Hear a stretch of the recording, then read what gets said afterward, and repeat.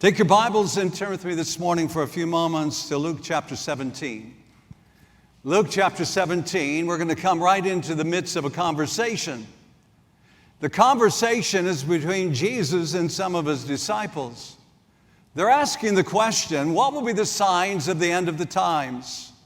How will we know when the kingdom of God is near? And he gives them all kinds of insight and gives them things to be watching for. In the midst of it all, he says this, remember Lot's wife. In the middle of the conversation, in the middle of spelling out methodically, here are some of the events of the end times, he says, remember Lot's wife. Now, of all the outstanding men and women of the Bible, one must wonder just why is it that Jesus would say, remember Lot's wife? Matter of fact, it's not just a suggestion. Here in the original language of the Greek, it's literally what's called in the Greek the imperative form, implying that whatever you do not forget this lady. So what's so important about Lot's wife? What's so important about her actions? That we are commanded by the Lord himself to remember her, especially considering there's nowhere in the Bible where we're admonished to remember like Abraham or Isaac or Jacob, the great patriarchs. We're not encouraged, for that matter, to remember Moses, Aaron, or Joshua. There's no command to remember Esther, Ruth, or Rahab. So why would Jesus say, remember Lot's wife? Now, to answer this probing question, let's turn our Bibles once again this morning back to Genesis chapter 19, where Pastor John led us last Sunday. Genesis chapter 19, starting with verse 1. The two angels arrived at Sodom in the evening, and Lot was sitting in the gateway of the city. When he saw them, he got up to meet them and bowed down with his face to the ground. My lords, he said, please turn aside to your servant's house. You can wash your feet and spend the night, and then go on your way early in the morning. No, they answered, we will spend the night in the town square. But he insisted so strongly that they did go with him and entered into his house. He prepared a meal for them, baking bread without yeast, and they ate. Before they had gone to bed, all the men from every part of the city of Sodom, both young and old, surrounded the house. Can you imagine now, you have just invited in what you know to be two angels or guests from heaven. And they're in your home, they've eaten with you, it's time to go to bed, and you look through the window and you see your house is surrounded. There is a gang, there is a crowd that's gathered on the outside. Listen what they are shouting out. They called to Lot, where are the men who came to you tonight? Why are you keeping them all to yourself, is what they were really saying. Bring them out to us so that we can have sex with them. We can sodomize these angels of the Lord. Lot went outside to meet them and shut the door behind him and said, no, my friends, do not do this wicked thing. Look, I have two daughters, and Pastor John mentioned how this is such an incredible statement here. Look, I have two daughters who have never slept with a man. Let me bring them out to you, and you can do what you want or what you want like with them, but do not do anything to these men, for they have come under the protection of my roof. Protection of an individual inside of your home was a high thing at that time. Get out of our way, they replied. This fellow came here as a foreigner, and now he wants to play the judge. We'll treat you worse than them. They kept bringing pressure on Lot to move forward to break down the door. But the men inside, which we know are the angels now, reached out, pulled Lot back into the house and shut the door. Then they struck, that is the angels, struck the men who were at the door of the house, struck them with blindness, the young and old with blindness, so that they could not find the door. The two men said to Lot, do you have anyone else here, sons-in-law, sons or daughters, or anyone else in the city who belongs to you? Get them out of here. because we are going to destroy this place. The outcry to the Lord against his people is so great that he has sent us to destroy it. So Lot went out and spoke to his sons-in-laws who were pledged to marry his daughters and said, "Hurry, get out of this place because the Lord is about to destroy the city." But the sons-in-laws, they thought he was joking. With the coming of dawn, the angels urged Lot, saying, "Hurry, take your wife and your 2 daughters who are here, or you will be swept away when the city is punished." When he had hesitated, the men grasped his hand and the hands of his wife and of his 2 daughters and led them safely out of the city, for the Lord was merciful to them.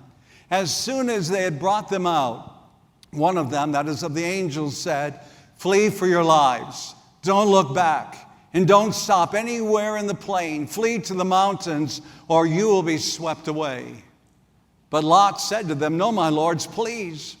Your servant has found favor in your eyes, and you have shown great kindness to me in sparing my life. But I can't flee to the mountains. This disaster will overtake me, and I will die. I can't reach the mountains," is what he's saying. "It's too far away, or I'll die. Look, there is a town near enough to run to, and it is small. Let me flee to it, and it is very small, isn't it? Then my life will be spared." He said to him, "Very well, I will grant this request to you. I will not overthrow the town you speak of, but flee there quickly, because I cannot do anything until you reach it. That is why the town is called Zoar." By the time Lot left Zoar, the sun had risen over the land. They had run throughout the night, in other words. Then the Lord rained down burning sulfur on Sodom and Gomorrah from the Lord out of the heavens. Thus he overthrew these cities and the entire plain, destroying all those living in the cities, also the vegetation in the land. Look at verse 26 now. But Lot's wife looked back, and she became a pillar of salt. But Lot's wife looked back, and she became a pillar of salt. Now Lot, along with his wife and 2 daughters and sons-in-laws to be, they lived in the twin cities of Sodom and Gomorrah.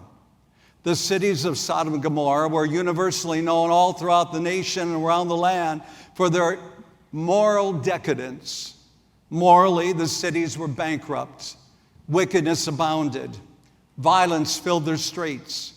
Getting drunk was a daily way of life in Sodom. In Sodom, everything was done to excess. They loved living on the edge and throwing away all restraint. Homosexuality was bold, it was brazen, it was open, and it was aggressive. The city of Sodom was filled with sexual predators, even demanding now the 2 angels residing at Lot's home be brought out to them for sexual pleasure. The cities had become, sadly, a stinking cesspool of sin. Remember what Jesus said now in the New Testament. Remember Lot's wife. Lot's wife, slowly but surely, had become calloused. She had become desensitized and quite at home, even surrounded by the sin of the city of Sodom. After all, it was home. Friends, you need to understand this world is not our home this morning. And we must become, with the understanding, we must have the understanding that we should not become too comfortable here. We must never forget that God knows what is happening on his earth, and he knows and has a plan for this earth. Following the fiasco now of trying to bust Lot's door down to get to the angels, I want you to listen to what the angels said following that account. Look at verse 12. It says, the 2 men or the angels said to Lot, "Do you have anyone else here, sons-in-law, sons or daughters, or anyone else in the city who belongs to you? Get them out of here, because we are going to destroy this place. The outcry to the Lord against his people is so great that he has sent us to destroy it." Now, it's clearly evident here that the Lord cares about families, because he says to him, "Do you have anyone else living in the city? Do you have any family members here? Do you have any sons-in-laws? Do you have any sons, daughters, or anyone else living amongst you in this city? Get them out of here, because you are going to see the destruction. Get them out, because we are now going to destroy this place. The city has gone so far, it's beyond saving, it's beyond redemption. There's not even 10 in the city that will serve God. The city is non-redeemable, and it's now going to be destroyed. Now, Lot took this warning of the two angels to heart, and he hurried out and he began to speak to his two son-in-laws that would soon be part of his family. Look at Genesis chapter 19 and verse 14. So Lot went out and spoke to his sons-in-laws that were pledged to marry his daughters. He said, hurry and get out of this place, because the Lord is about to destroy the city. But the sons-in-laws, they did what? They thought he was joking. So he hears the message that the city of Sodom and Gomorrah is going to be destroyed.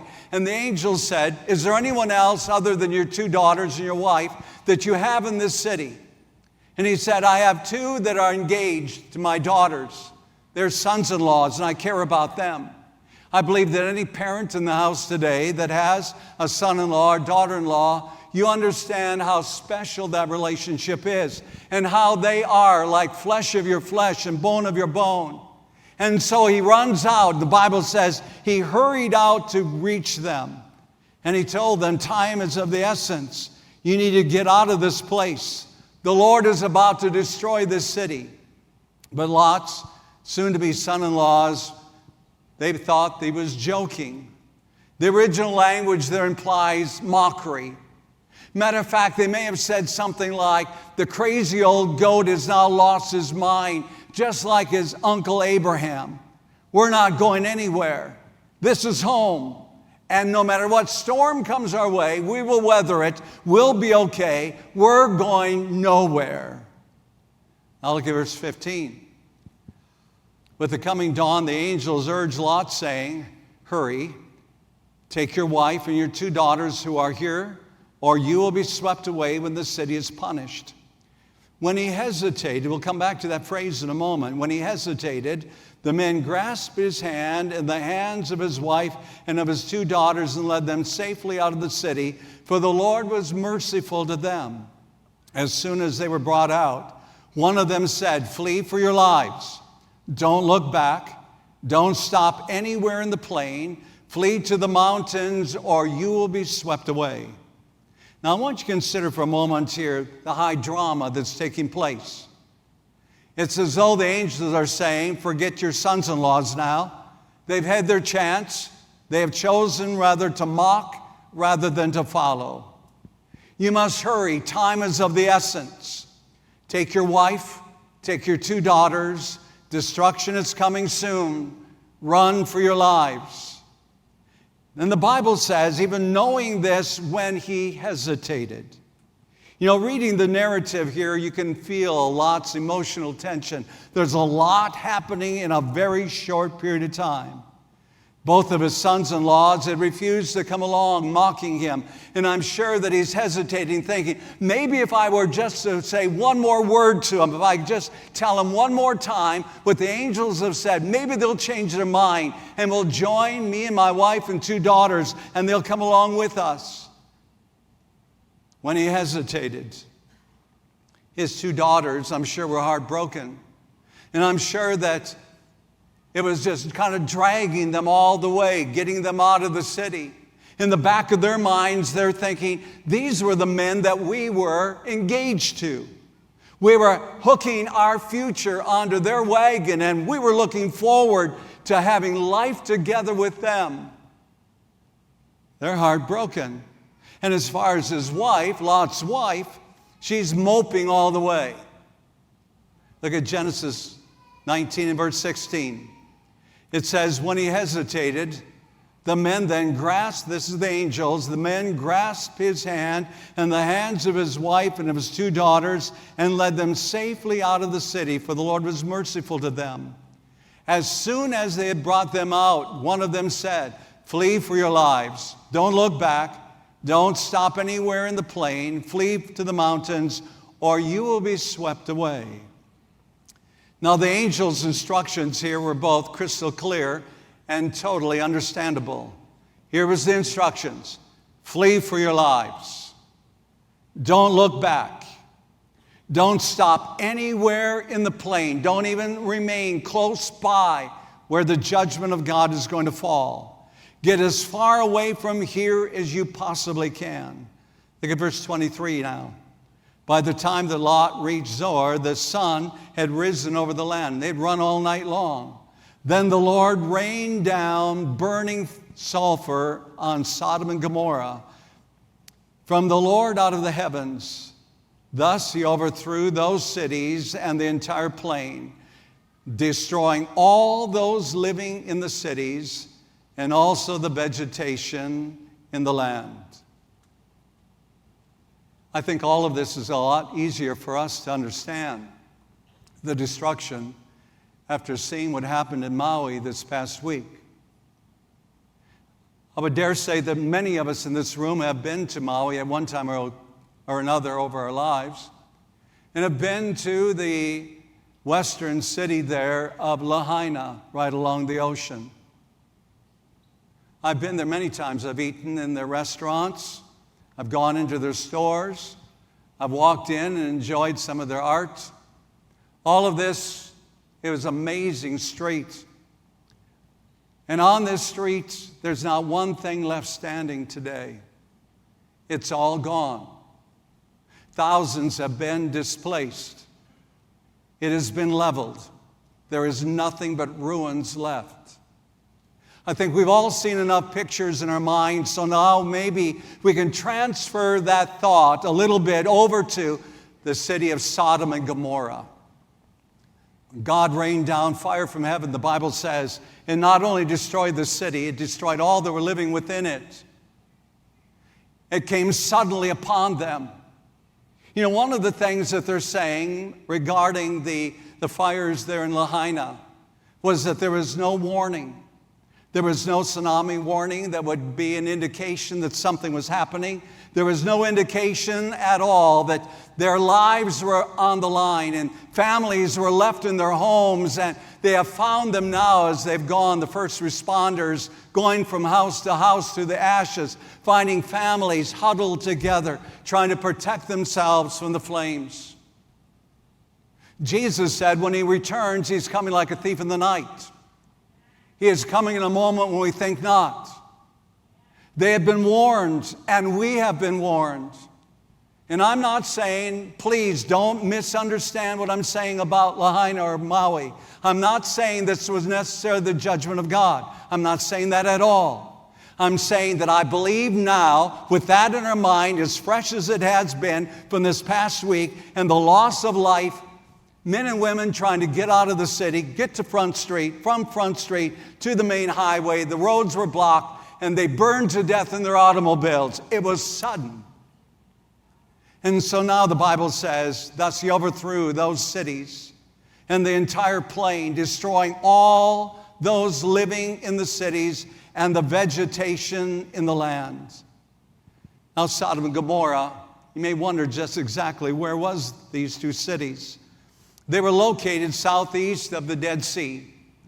And over the years, I've taken many groups there. And as we take groups there, many times as we go over to Jordan, we will take and look at the land and the place where Sodom and Gomorrah once was. But if you drive through there today, all you'll see is a long, long stretch of absolutely nothing but barrenness and sand. There will be a few ominous remains of sulfur and brimstone. Other than that, it's all gone. Everything. Look at verse 26. Then comes the sad words recorded in verse 26. But Lot's wife looked back, and she became a pillar of salt. First of all, let me ask you, in your mind, why in the world, when being warned by the angels of the Lord, when her husband and even the angels are leading the way saying, get out of the city, don't even stay near it, get as far away as you can, why would she look back. Possibly it was for the longing of her wealth that had been left behind. Pastor John did an excellent job last Sunday of reminding us that it was a decision of greed that led them to live where they were living there in Sodom and Gomorrah. Maybe it was a house that was full of goods. Maybe she was thinking as they were leaving the city of Sodom, maybe she was thinking about, I finally had the house of my dreams. And what a foolish, stupid thing. We're leaving that behind because two angels show up and say, supposedly, that the city is going to be destroyed. And by the time we ever get back there to reclaim what is ours, it's all going to be used and confiscated. Maybe it was the familiar. This is all she'd ever known for the last number of years. And as a result of that, she knows what Sodom is like. She's not sure what the next place is going to be like. Or maybe it's her friends. Maybe she thought about her friends back there and the good times they had together, and maybe that's why she turned back. Or maybe it was for her sons-in-law. Maybe she was thinking, these guys, I really got to like them.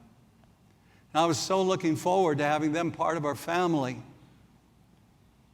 And they're back there, and I'm up here running like a fool, trying to get away from the city. Why did she look back? Was it doubt? Was it fear? Why did she look back? Even another question, and that question is why, when God judged her, why a pillar of salt? Why not a pillar of clay? After all, when God made Adam from the dust of the ground, he shaped and formed it. Why not just kind of return her back to the original state, and that original state being that of just clay, dirt? Why not stone? Stone would be a whole lot more lasting for generations to come. Why not stone? Or why not wood? A little understanding of the unusual role that salt played at that time, I believe, will shed new light on why I believe she became that pillar of salt. At various times throughout history, salt has been used as a form of currency. Matter of fact, there have been times throughout history when 1 ounce of salt was equal to 1 ounce of gold. And rather than bartering and trading with coins or with silver or gold or any other precious metal, they actually used salt, and they used salt as the measure for currency. Matter of fact, we're told that in ancient Rome, soldiers were paid in salt, and they were given this allowance of salt, and this is how they were paid. Have you ever heard the saying, they're not worth their salt? What they're really saying is they're not worth, but they're being paid. Salt had value, and this value was part of the currency. So we might say then it was part of the money system of the day. The word salary, I think all of us know that term salary. Salary comes from the Latin word for salt, which is salt. And so, I believe, in the case of Lot's wife, the pillar of salt became a lasting symbol of the thing that she loved the very most. And therefore, when God judged her, she became a pillar of salt. If you drive through that land today, which is on the eastern side, or the western side, I should say, of Jordan, eastern side of the end of the Dead Sea. There is a place there that has traditionally been called the statue of Lot's wife. Now that's tradition. I have no idea whether that's of any consequence regarding the picture or not.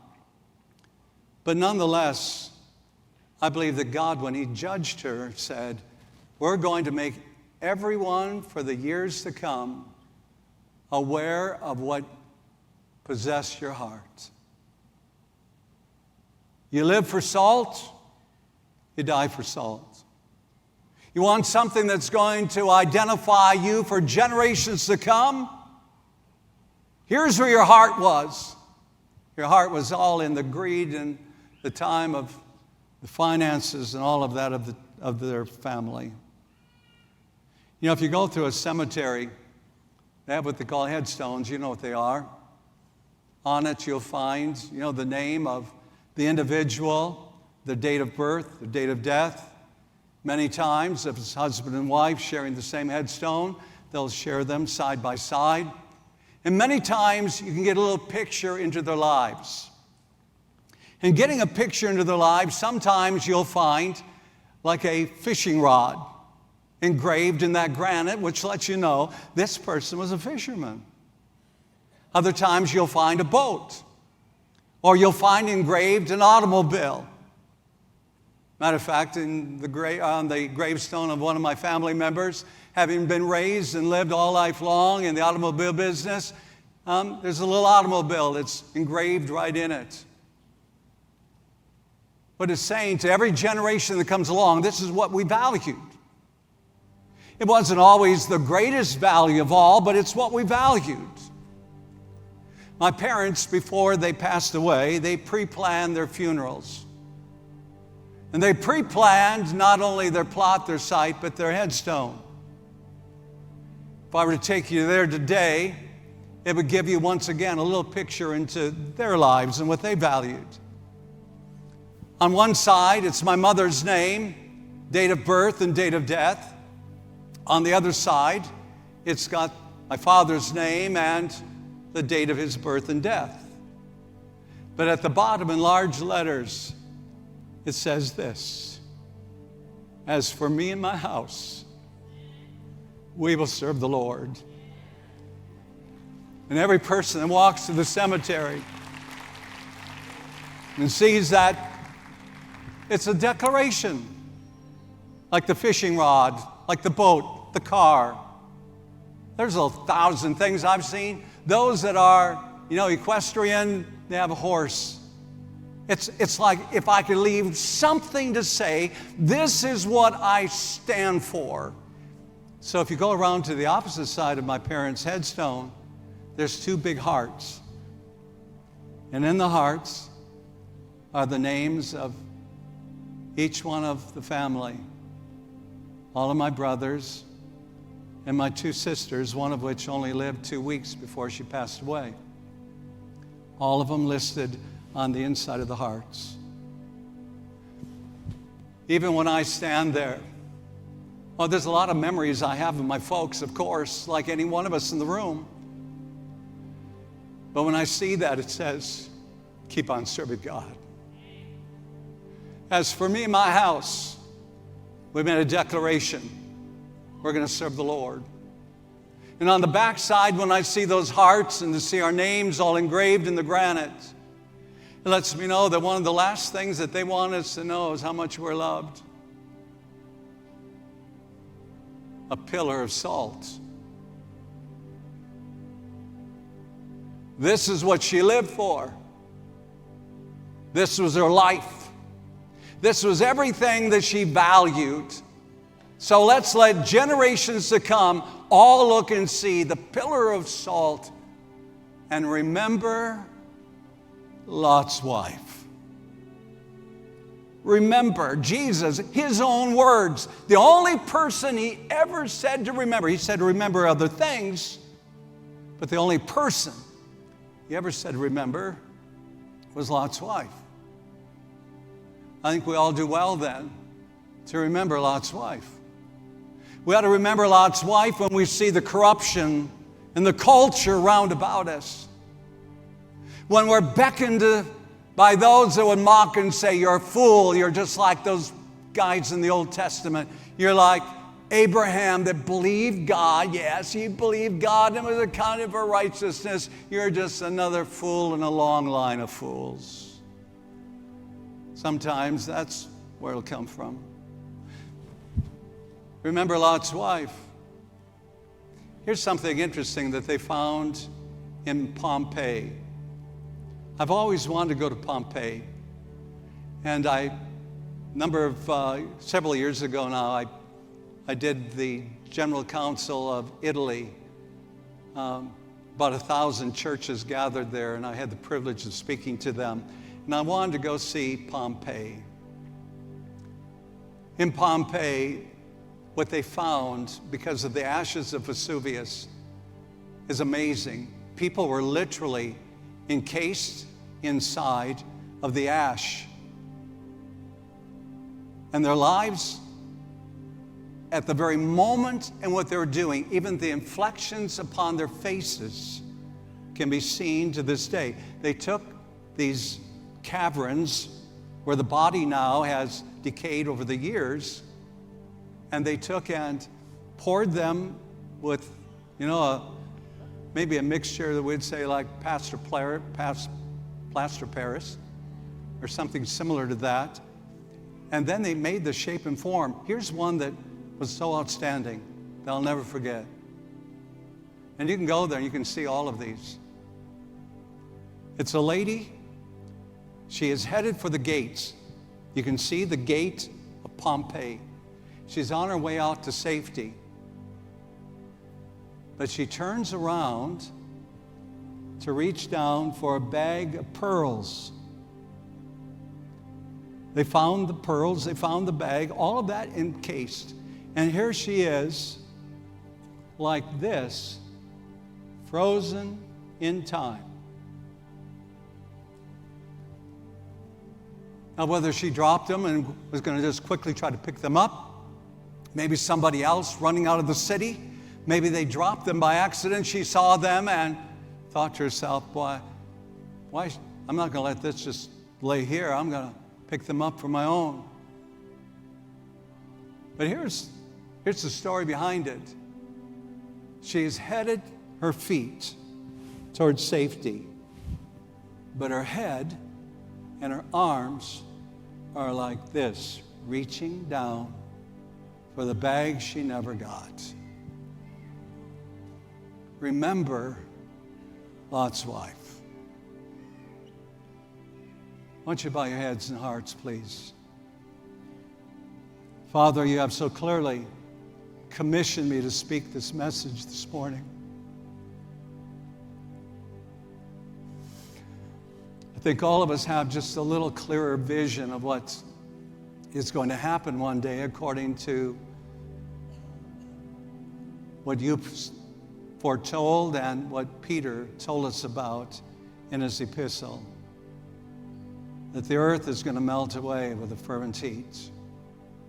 This world is not our home. We are sojourners. Lord, the world is living one way, and we find ourselves being called to live a lifestyle that's increasingly different from the style of the world round about us. Lord, you're returning for people that have given everything over to you. They're all in. Help us, Lord, I pray, to be all in. Help us, Lord, not to have a divided heart. Help us, Lord, I pray, not to linger. Help us, Lord, I pray, to leave whatever the old life has been, to go in a new direction, and to have our head and our heart in the same direction as our feet. With heads bowed and eyes closed, how many would say today,